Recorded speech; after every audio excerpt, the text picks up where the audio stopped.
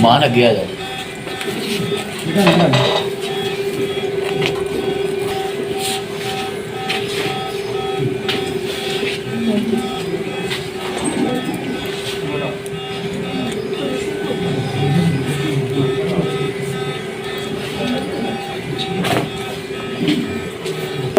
हम 45 पेशेंट हैं, सभी दिहाड़ीदार हैं और सभी पेशेंट्स हैं। यहाँ पे सब दिहाड़ीदार मजदूर हैं, कोई भी दिहाड़ी करने के काबिल नहीं है। ये जितने भी सारे डायलिसिस पेशेंट हैं ये बहुत गरीब हैं, इनके घर 2 वक्त की रोटी भी नहीं पकने के इतनी दूर से आते हैं कि रिक्शे का किराया भी नहीं दे सकते।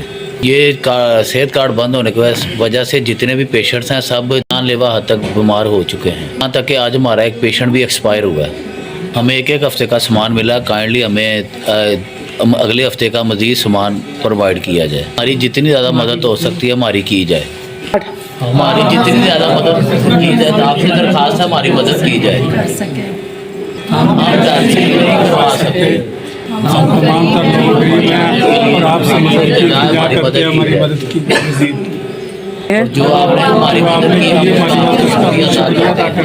SVS के हम शुक्रगुजार हैं जिन्होंने हमें एक हफ्ते का मज़ीद सामान प्रोवाइड किया।